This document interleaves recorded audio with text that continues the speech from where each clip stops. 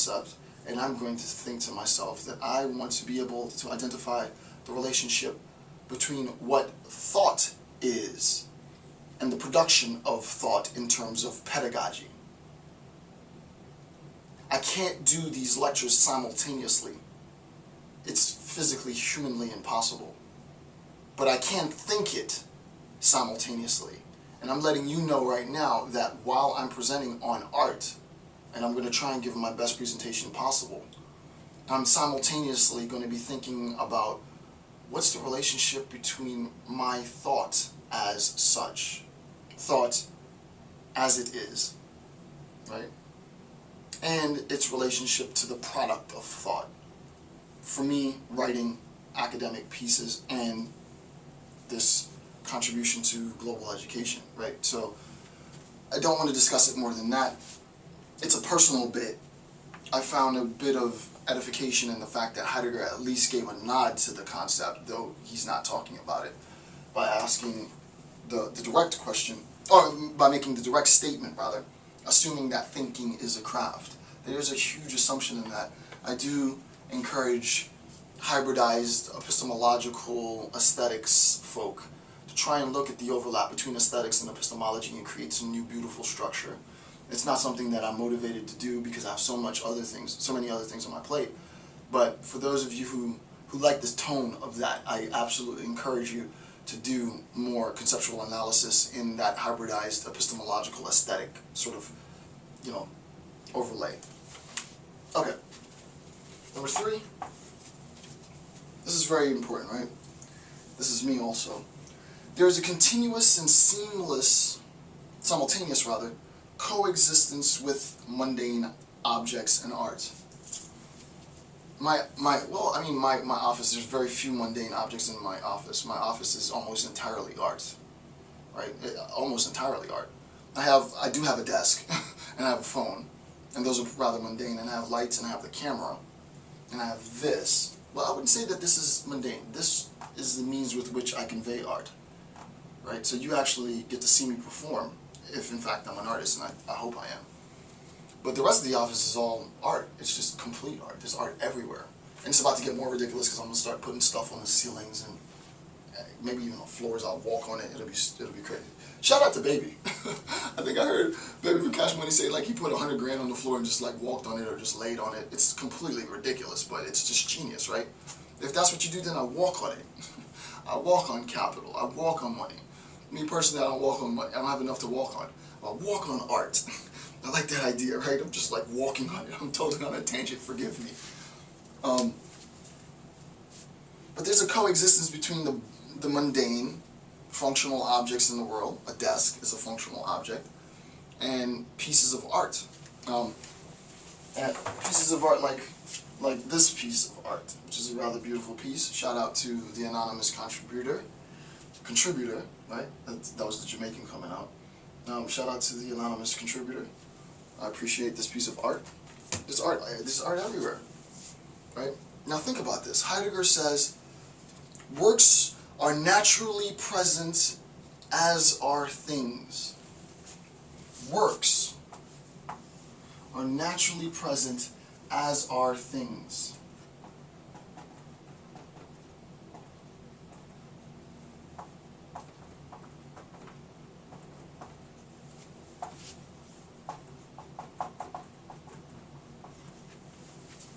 Works are, and the key word, and I do need to remember to bold and put this in red and highlight this, I forgot to do it. Works are as natural. Works are as naturally. Right? Works of art are as naturally present as are things. Synthetic things like desks, but also biological and organic things like sequoia.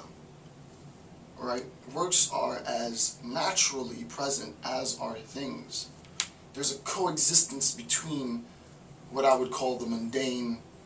I don't want to do mundane sublime because that gets a little too out there for those of you that understand the reference, right? But in a sense it is that, right? There is a coexistence between functional stuff in the world and beautiful art. They coexist, right? So, I love this crap, dog.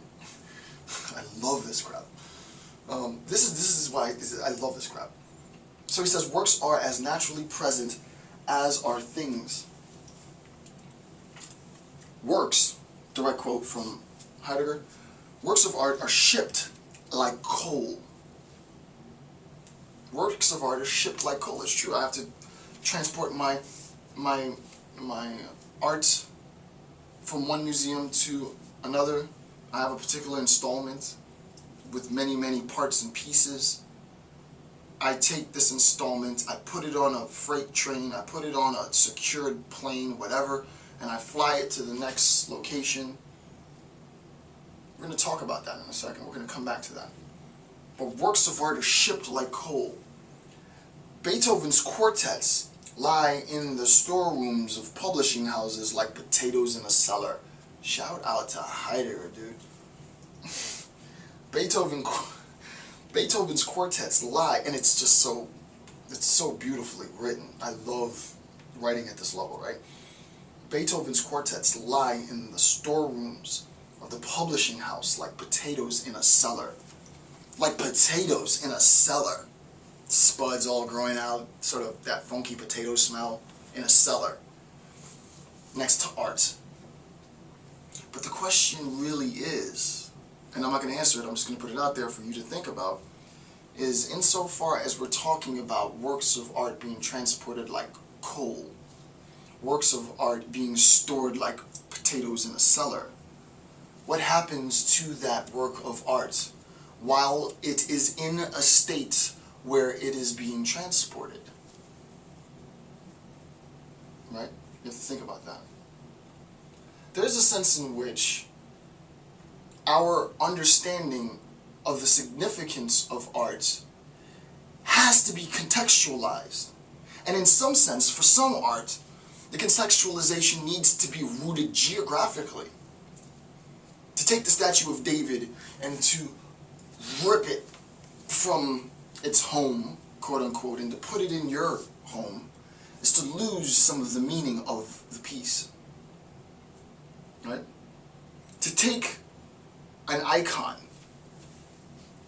an iconic architectural construction, or an iconic sculpture, and to pull that iconic structure where it rests, sedentary, in whatever domain it rests, as an installment of art, and to pull it out of context and to relocate it into your lair, for example, to appreciate by yourself, the art piece loses some of its meaning.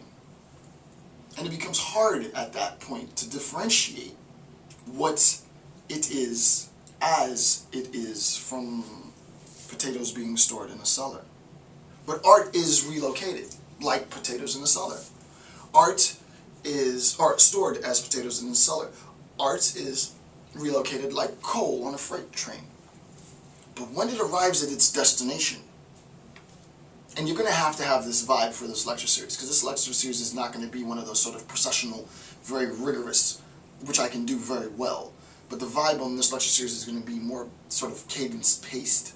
So if you're already losing interest, you need to go somewhere else, right? Because this ridiculous amount of hours of lecture series is going to follow the same tone, right? It's more narrative-based, right? Because I want you to understand what's at stake here. You take it off the freight train, it's arrived at its destination, and as you walk with the art piece wrapped up and bubble wrapped and protected by security guards on both sides, and you take it into the museum, it becomes art once again. It's not a potato anymore, it's not like a potato. Heidegger couldn't possibly be saying that art is like a potato in a cellar. I mean, that's such a trivial interpretation. Heidegger couldn't possibly saying that art is like coal on a train, as just such a mundane matter of fact. There's parts and aspects of art that are like that. However, as you get to the museum and the bubble wrap is removed and the protective pieces are removed, it becomes what it actually is. It's there for you to see, right? And for me, that becoming what you